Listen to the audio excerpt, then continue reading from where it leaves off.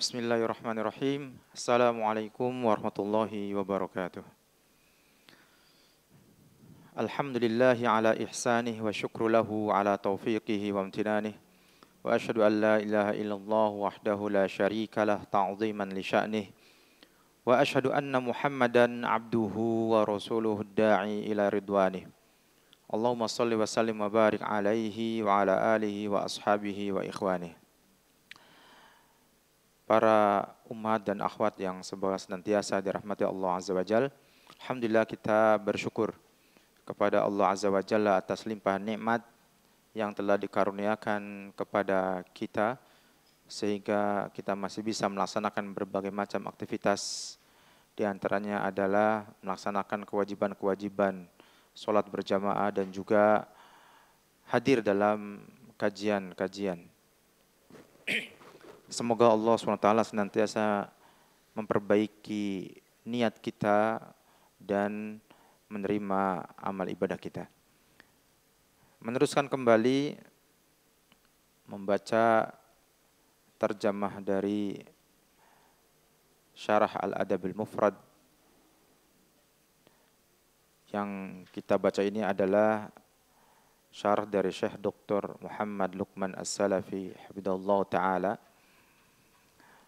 Kita sudah sampai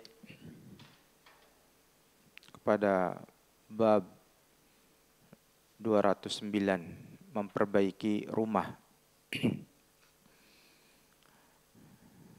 Hadis nomor 446.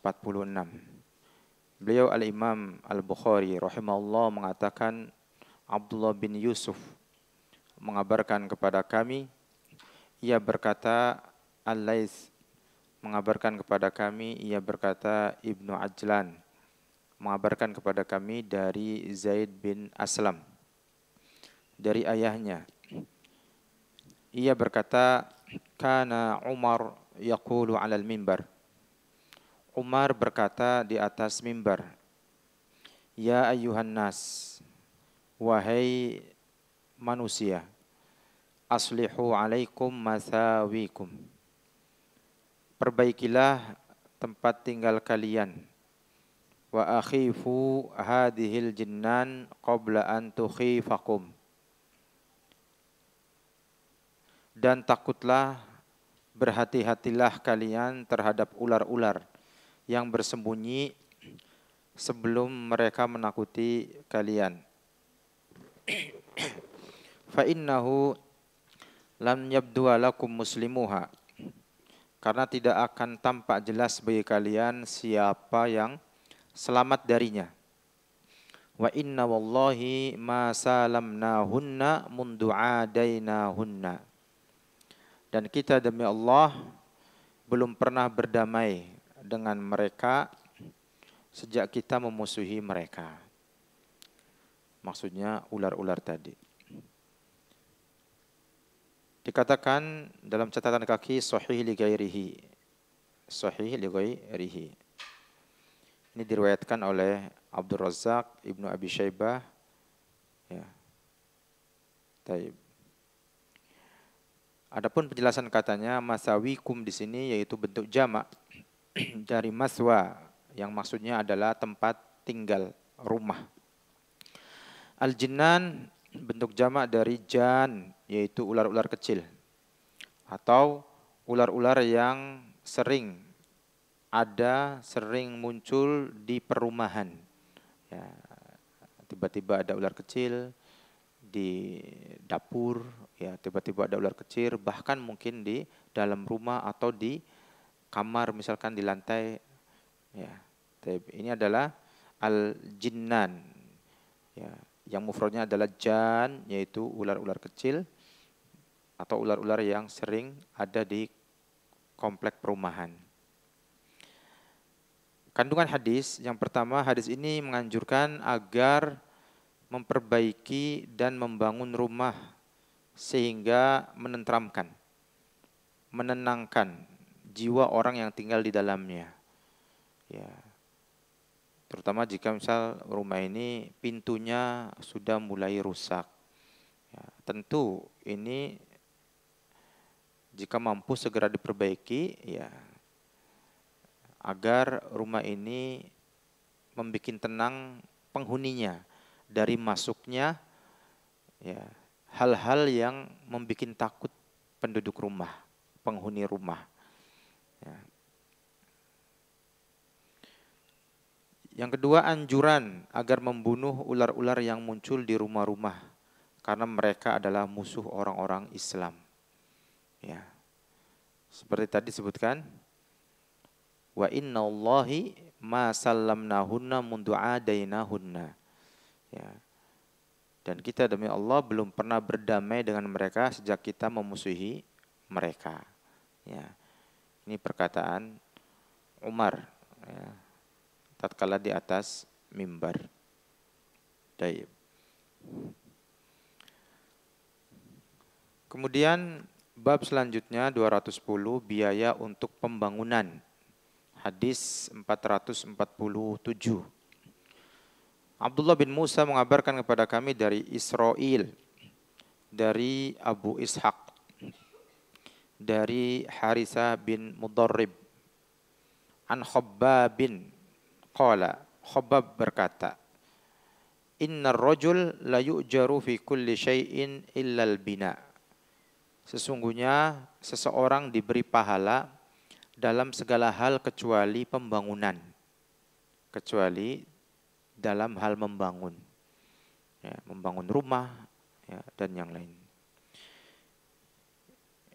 Hadis ini diriwayatkan oleh Imam Al-Bukhari secara panjang. Ya. Dan nanti insya Allah akan datang pada hadis nomor 454 dan 455. Insya Allah. Baik. Kandungan dari hadis ini bahwa hukum yang tersebut dalam hadis tersebut ya, yang barusan kita baca, bahwasanya sesungguhnya seorang diberi pahala dalam segala hal kecuali pembangunan, ini berlaku pada pembangunan rumah yang tidak diniatkan untuk bertakorub, mendekatkan diri kepada Allah, ya, atau melebihi kebutuhan. Ya. Maka ini juga diperhatikan bahwa jika seorang muslim membangun rumah dalam rangka untuk bertakorub, mendekatkan diri kepada Allah, maka akan diberi pahala.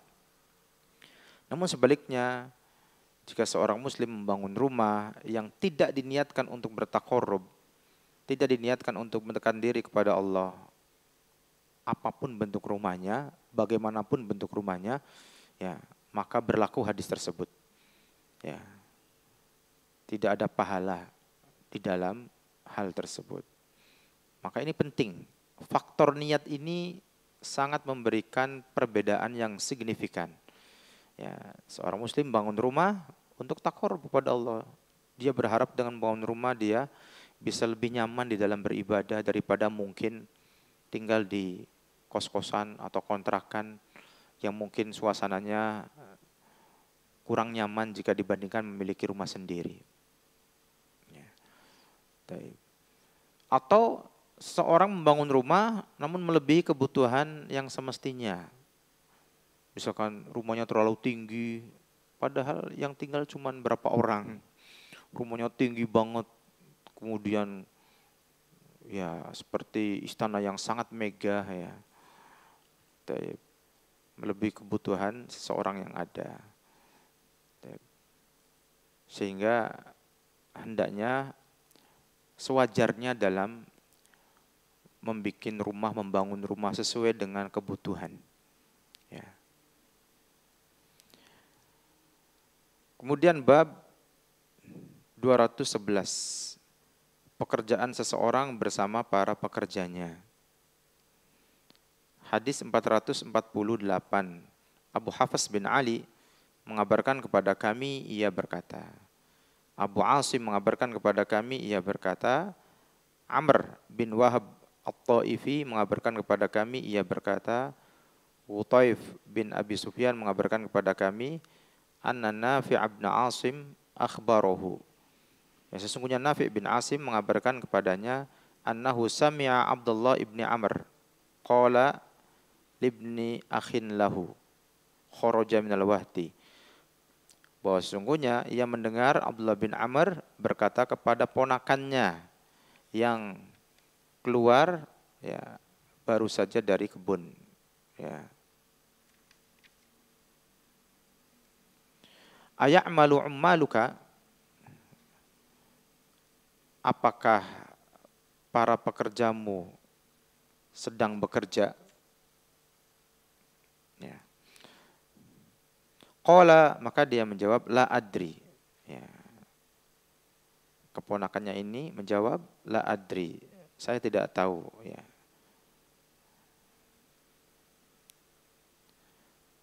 Qala amalau kunta thaqafiyan la'alimta ma ya'malu ummaluka. Ya. Adapun jika sekiranya engkau adalah penduduk dari suku Sakif, ya, benar-benar dari suku Sakif, tentu engkau tahu apa yang dilakukan oleh para pekerjamu. Ya.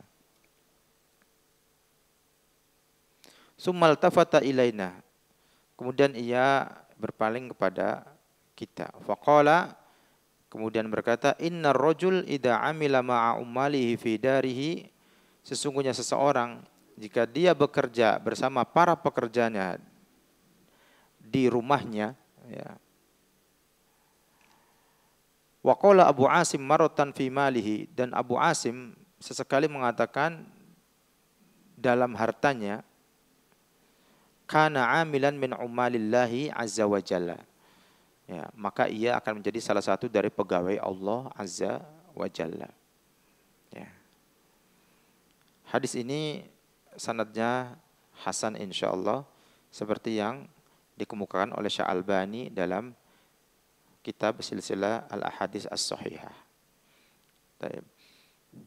Makna al-wahad dalam hadis tersebut yaitu kebun, tanah yang luas di Taif, milik sahabat Amr bin Al-As. Adapun kandungannya, bahwa seorang majikan dianjurkan agar bekerja bersama-sama dengan para pekerjanya di tanah pertaniannya atau perkebunannya. Ya. Jadi di sini ada anjuran bagi majikan, bagi bos, ya, gitu, seorang bos, seorang majikan, untuk tidak diam saja. Ya, dianjurkan untuk bekerja bersama-sama dengan para pekerjanya di tanah pertaniannya atau perkebunannya. Ini adalah perkataan Abdullah bin Amr bin Al-As radhiyallahu anhuma. Karena biasanya seorang majikan, seorang bos itu cenderung diam, ya, karena merasa sudah membayar para pekerja. Namun dalam hadis yang barusan kita sebutkan, di sini ada anjuran, ya, untuk bersama-sama bekerja bersama para pegawai. Dan di antara hikmahnya mungkin para pegawai akan lebih semangat, ya kan? Karena di situ ada majikannya, ada bosnya. Ya, para pegawai lebih bisa menjaga hatinya jika dibandingkan dia tidak diawasi oleh majikannya. Kan gitu. Dan juga mungkin banyak atau ada hikmah yang lainnya, ya. Dan ini menunjukkan bahwa anjuran untuk, ya, ikut bekerja bersama-sama dengan para pekerja. Kemudian bab 212, bersaing meninggikan bangunan. Hadis 449. Ismail mengabarkan kepada kami, Ibnu Abi Zinad mengabarkan kepadaku dari ayahnya, dari Abdurrahman bin Al-A'raj. An Abi Hurairah, dari Abu Hurairah, an Rasulillah sallallahu alaihi wasallam qala, dari Rasulullah SAW beliau bersabda, la taqumus sa'ah hatta yatatawalan nasu fil bunyan. Ya. Hari kiamat tidak terjadi hingga manusia bersaing meninggikan bangunan. Ya. Hadis ini diriwayatkan oleh Imam Al-Bukhari, ya, dalam hadis yang panjang tentang ciri-ciri hari kiamat di dalam kitab Al-Fitan. Hatta yatatawalan nasu fil bunyan bermakna setiap yang memiliki rumah ingin agar rumahnya lebih tinggi dari rumah lainnya. Di situ ada persaingan, ada lomba-lomba, ya, berlomba-lomba meninggikan bangunan. Atau yang dimaksud dalam hadis ini adalah bermegah-megah dengan memperbanyak hiasan dan ornamen dalam rumah tersebut. Ya. Taib. Dan kandungan hadis ini dapat difahami sebagai celaan terhadap perbuatan berlomba meninggikan bangunan. Namun demikian, Ibnu Hajar dalam hal ini tidak sependapat. Ya.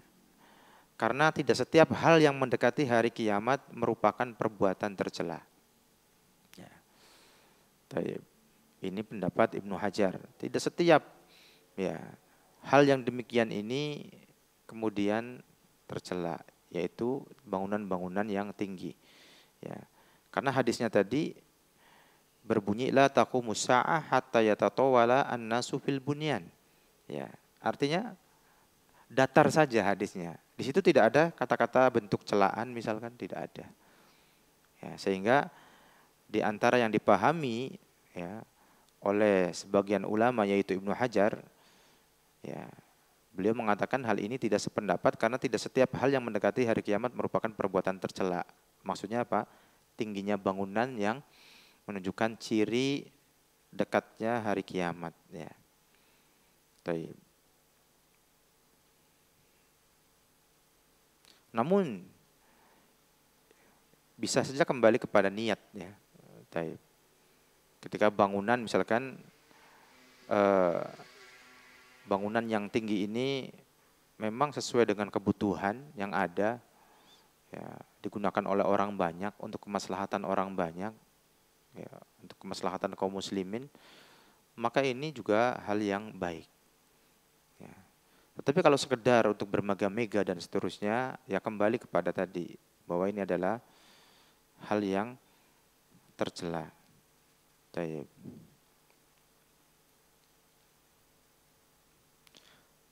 Kemudian hadis 450. Abdullah mengabarkan kepada kami, ia berkata. Hurais bin As-Sa'ib mengabarkan kepada kami, ia berkata. Sami'tul Hasan yaqul, ya, aku mendengar Al-Hasan berkata, kuntu adkhul buyuta azwajin Nabi sallallahu alaihi wasallam fi khilafati Utsman ibn Affan. Aku mendengar Al-Hasan berkata, aku pernah memasuki rumah-rumah istri Nabi Muhammad SAW pada zaman khilafah Utsman bin Affan. Fa'atana walu sukufaha biyadi. Ya. Maka aku dapat menggapai atapnya dengan tanganku. Ya. Hadis ini sahih diriwayatkan oleh Ibnu Sa'ad dalam kitab At-Tabaqat, Abu Dawud dalam kitab Al-Marasil dan Al-Baihaqi dalam Syu'abul Iman. Ya. Kandungan hadisnya adalah dalam hadis ini terdapat keterangan bahwa rumah istri-istri Nabi SAW itu rendah dan tidak tinggi. Ya. Tidak seperti rumah yang ada pada zaman sekarang mungkin tinggi-tinggi. Ya. Jadi sampai apa? Sampai bisa digapai dengan tangannya Al-Hasan. Ya. Jadi menunjukkan adalah rumah yang sangat sederhana. Rumah yang jauh dari mewah dan megah. Ya. Maka kepada para akhwat dan ummahat, jika seorang suami memberikan rumah kepada antuna, ya, yang lebih baik daripada rumah yang barusan kita baca, atapnya lebih tinggi, ya, lebih nyaman, perabot juga lengkap, ada kulkas, ada mesin cuci dan seterusnya, bersyukurlah ya, kepada Allah dan berterima kasihlah kepada suami. Ya. Dan gunakan itu dalam rangka bertakarrub kepada Allah Azza wa Jalla, sehingga hal yang demikian tidak tercela, hal yang demikian mendapatkan pahala. Taib. Hadis 451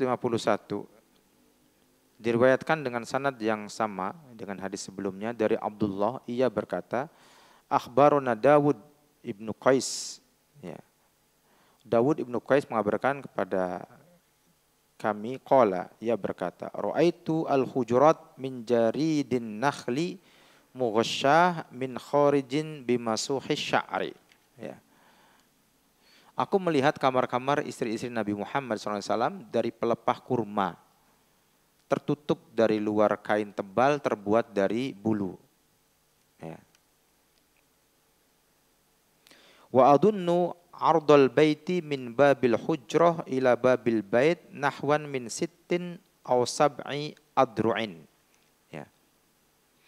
Dan aku memperkirakan lebar rumahnya mulai dari pintu kamar hingga pintu rumah sekitar 6 atau 7 diro, 7 hasta.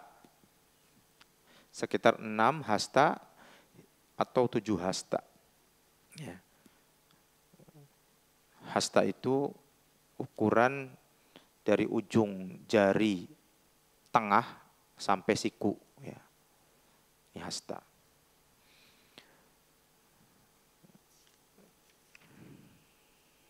Wa ahzurul baitad dakhila asyra adru'. Ya. Sedangkan bagian dalam rumah sekitar 10 hasta. 10 diro'. Ya. Wa adunnu samkahu bainas samani was sab'i nahwi dzalik. Sedangkan langit-langitnya aku perkirakan antara 8 dan 7 diro' atau sekitar itu. Ya, 7 antara 8 dan 7 hasta atau sekitar itu. Wa waqaftu 'inda babi Aisyah, dan aku berdiri di pintu rumah Aisyah. Fa idza huwa mustaqbilun al-maghriba. Ternyata pintunya menghadap ke arah barat, ya, menghadap ke arah barat. Hadis ini sahih, diriwayatkan oleh Abu Dawud dan Al-Baihaqi dalam Syu'abul Iman. Ya. Penjelasan kata jaridun nakhli yaitu pelepah daun kurma. Ya, maksudnya anyaman daun kurma. Jadi di sini ya, rumah-rumah istri Nabi Muhammad SAW yaitu dari pelepah daun kurma. Ya.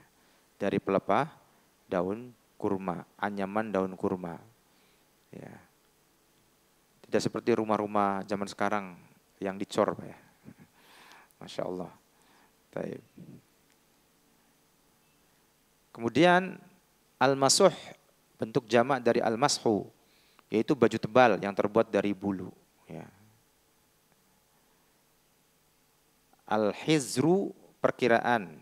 Maka kata kerja ahzuru, ya, ini maksudnya aku mengira-ngira. Ya, aldunnu sama juga. Ya.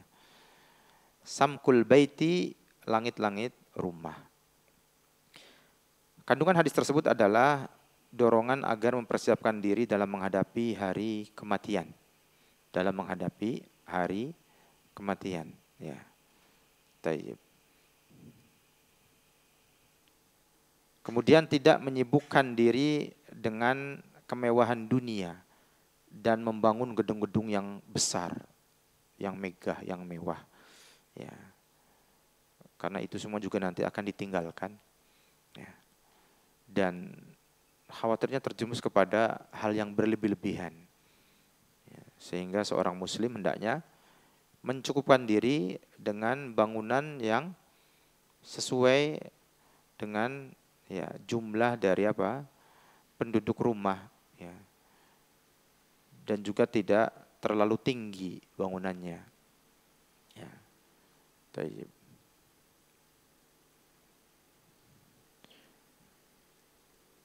Kemudian hadis 452 dan diriwayatkan dengan sanad dari Abdullah, ia berkata, Ali bin Mas'adah mengabarkan kepada kami an Abdullah Ar-Rumi qala, dari Abdullah Ar-Rumi ia berkata, dakhaltu ala ummi Talqin, aku pernah menemui Ummu Talq, fakultu, ya, kemudian aku bertanya, ma aksor sakfa baitiki hada, ya, alangkah rendahnya atap rumahmu ini. Qalat, ya, lalu ia berkata, ya bunai, wahai anakku, inna amirul mu'minina Umar ibn al-Khattab radhiyallahu anhu, sesungguhnya Amirul Mukminin yaitu Umar bin Al-Khattab radhiyallahu anhu kataba ila ummalihi, ya, pernah menulis surat kepada para pejabatnya, alla tutilu bina'akum, ya, hendaklah kalian tidak meninggikan bangunan kalian, fa innahu min syarri ayyamikum, karena itu bagian dari hari kalian yang terburuk. Ya. Isnad hadis ini dhaif karena Abdullah dan Ummu Thalaq tidak dikenal. Adapun kandungan dari hadis barusan, yang pertama, para sahabat tidak menaruh perhatian untuk membangun rumah tempat tinggal yang tinggi dan megah. Ya. Masya Allah, ya. Para sahabat tidak menaruh perhatian untuk membangun rumah tempat tinggal yang tinggi dan megah. Padahal mereka juga ada yang kaya kan gitu. Mereka juga ada yang, ya, bisnismen, ya, pedagang, saudagar, ya. Bahkan bisa jadi ekspor impor kayak kita sekarang, mungkin di zaman kita sekarang, ya.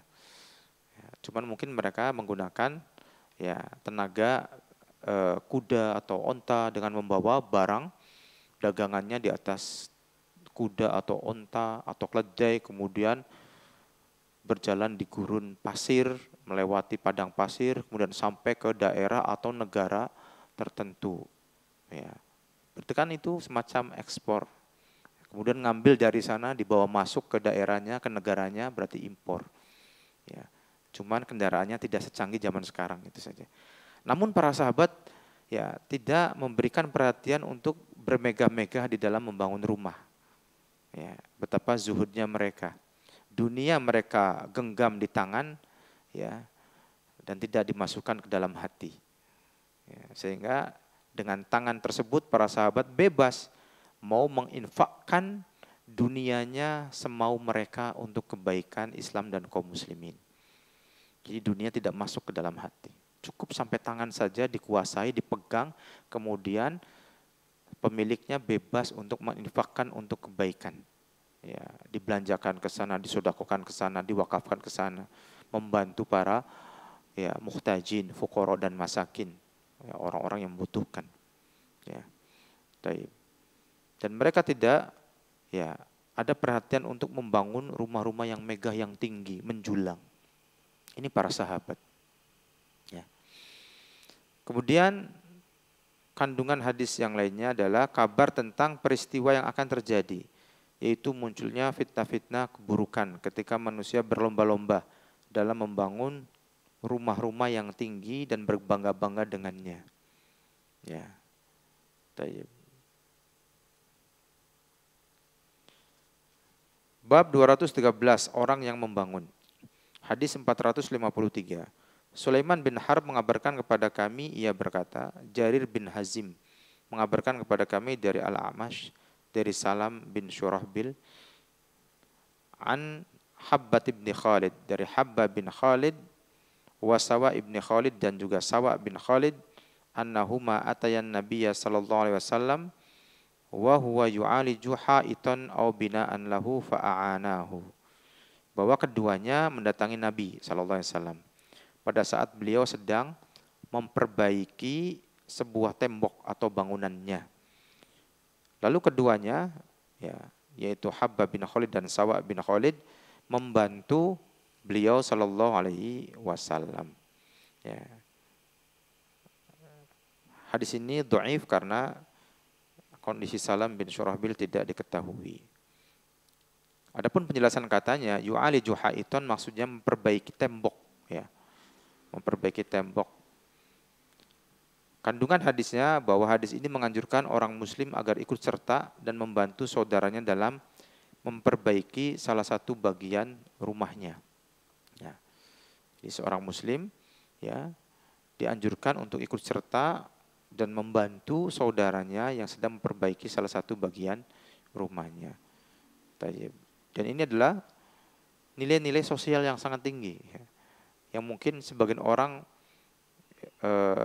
belum mengetahui bahwa Islam begitu luar biasa di dalam perhatian sosialnya kepada antar sesama manusia. Ya, seorang muslim dengan muslim yang lainnya, ya, dengan tetangga, ya.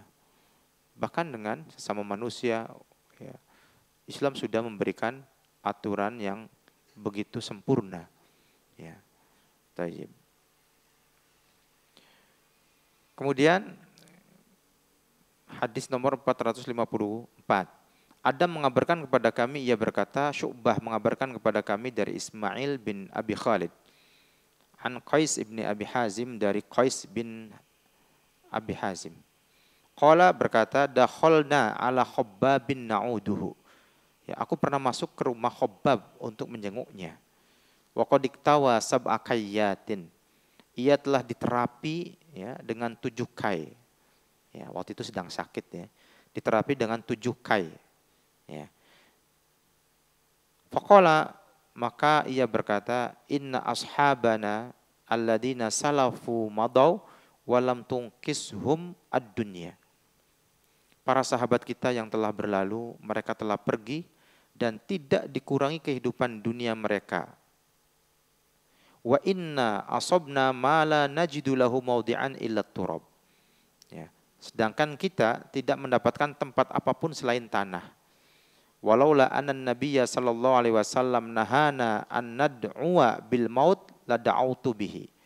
Kalau sekiranya Nabi Muhammad sallallahu alaihi wasallam tidak melarang kita untuk berdoa meminta kematian, maka aku akan berdoa agar diberi kematian. Ya. Hadis ini diriwayatkan oleh Imam Al-Bukhari, ya, dan juga Imam Muslim. Penjelasan kata iktawa yaitu melakukan kai, sebuah metode pengobatan dengan menempelkan kulit dengan api atau besi yang panas. Ya. Lam tunkis humud dunya, yaitu kehidupan dunia tidak mengurangi pahala mereka para sahabat. Karena mereka para sahabat tidak ingin segera mendapatkan pahala mereka atau imbalannya di dunia, tetapi menyimpannya untuk kehidupan di akhirat. La najidu lahu maudi'an, kami tidak menemukan tempat untuk menghindar, ya, kecuali tanah. Ya. Kandungan hadis tersebut, yang pertama larangan mengangankan kematian, berangan-angan kematian, ya, ini terlarang. Dan perintah agar kita bersabar dalam menghadapi musibah. Ya. Jadi seseorang dilarang untuk, ya, mengangan-angan kematian, ya, berdoa untuk mendapatkan kematian, dan diperintahkan di sini agar bersabar dalam menghadapi musibah, walaupun mungkin, ya, penyakitnya atau sakitnya sudah parah, ya, lama menaun, ya. Atau orang yang ditimpa sakit tersebut mungkin sudah begitu kelelahan, kesakitan, ya. Tayyib. Di sini Khabbab tadi sudah sampai 7 kali, ya, melaksanakan pengobatan melalui terapi kai, ya, dengan ditempelkan kulitnya dengan besi panas, ya. Tayyib. Sehingga dia tetap ada usaha untuk apa? Untuk ikhtiar melaksanakan pengobatan, ya, tidak minta kematian, ya, karena Nabi melarangnya. Namun di situ seorang muslim bersabar, dan dalam rasa sakit yang dia alami, adanya penyakit yang dia alami, maka di situ ada pengguguran dosa-dosa. Baik. Yang kedua, larangan membangun tempat-tempat tinggal dengan tujuan untuk berbangga atau bersenang-senang lebih dari yang dibolehkan, dan tidak mengharap ridho Allah dalam membangunnya. Sekali lagi, faktor niat ini penting. Sehingga ketika seorang membangun rumah, baik rumahnya besar ataupun kecil atau sederhana, ya, niatnya harus benar. Dalam rangka apa? Dalam rangka mencari ridho Allah, untuk taqarrub kepada Allah, untuk ibadah, ya, bukan untuk selain itu. Sehingga faktor niat ini sangat berpengaruh, ya, sangat berpengaruh.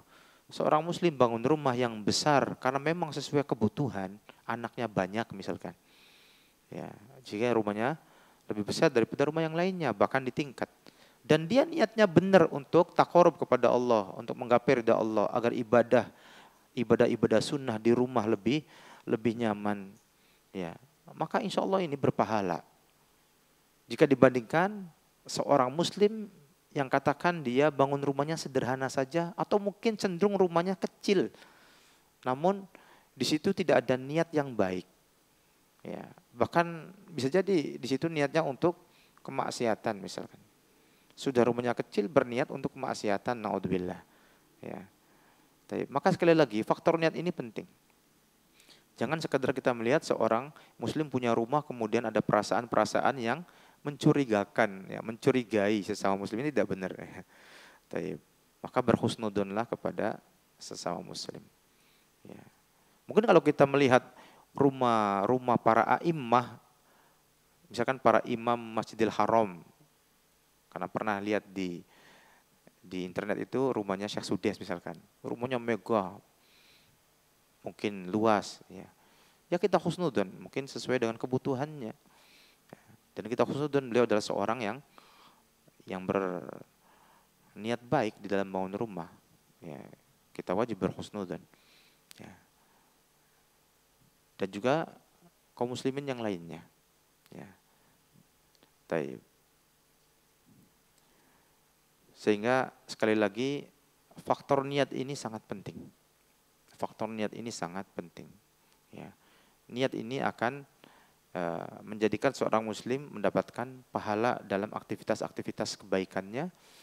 Bahkan dari hal-hal yang mubah dengan niat yang benar akan mendapatkan pahala. Ya, kita tidur, ya kan, niatkan untuk apa? Agar kita bisa bangun lebih cepat sehingga kita bisa melaksanakan ibadah malam, qiyamul lail. Maka niat seperti ini tatkala mau tidur ini mendapatkan pahala. Ya. Jika dibandingkan dengan seorang yang hanya tidur saja tanpa ada niat untuk mendapatkan keutamaan tadi, melaksanakan ibadah setelah bangun tidurnya. Sehingga, atau misalkan ada seorang yang melaksanakan amal kebaikan, ibadah, ya, namun kemudian niatnya bermasalah, sehingga yang digapai bukannya pahala, ya, merugi. Ya, sekali lagi faktor niat adalah sebuah hal yang harus diperhatikan oleh seorang muslim. Kemudian di sini ada keutamaan membangun masjid atau tempat-tempat belajar. Ya. Yang keempat, dibolehkan pengobatan dengan kai, besi panas, dengan syarat harus meyakini bahwa itu hanya sekedar sarana saja. Ya. Dan yang menyembuhkan hanyalah Allah. Ya. Dan yang menyembuhkan hanyalah Allah. Maka seorang muslim ketika melaksanakan ikhtiar pengobatan, membeli obat misalkan, ya, dia harus mempunyai sebuah keyakinan bahwa ini adalah sekedar sarana saja, yang menyembuhkan hanyalah Allah. Maka jika seorang muslim terkena sebuah sakit atau penyakit misalkan, demam misalkan, dia bisa panas misalkan atau pusing, dia bisa segera untuk mengambil sebab, ya, dengan doa kepada Allah agar disembuhkan. Ini dalam rangka apa? Al-akhdhu bil asbab, ikhtiar. Ya, doa. Ya. Dengan membaca doa-doa yang warid dalam Al-Qur'an atau dalam hadis. Ya. Ketika ada anggota tubuh yang sakit kemudian dibacakan di situ, ditempelkan tangannya dan seterusnya. Ini juga dalam rangka, ya, ikhtiar, al-akhdhu bil asbab. Ya. Tidak langsung kembali kepada obat-obatan tadi. Ya. Jadi doa itu bagian daripada ikhtiar. Ya. Dan Allah yang menyembuhkan. Ya. Dan Allah yang menyembuhkan. Bahkan ada riwayat-riwayat tentang itu. Ada doa-doa yang dibaca, ya, yang diarahkan, ditunjukkan kepada anggota tubuh yang sakit, ya, dibacakan doa, ya, dibacakan surah Al-Fatihah dan yang lainnya. Maka dibolehkan pengobatan dengan kai besi panas dengan syarat harus meyakini bahwa itu hanya sekedar sarana saja dan yang menyembuhkannya hanyalah Allah. Ya, mungkin sampai sini dulu para akhwat dan umat yang semoga dirahmati Allah Azza wa Jalla. Ya. Baik. Wallahu taala alam. Ini yang kita sampaikan. Kita tutup dengan doa kafaratul majlis. Subhanakallahumma bihamdika asyhadu an la ilaha illa anta astaghfiruka wa atubu ilaik. Assalamualaikum warahmatullahi wabarakatuh.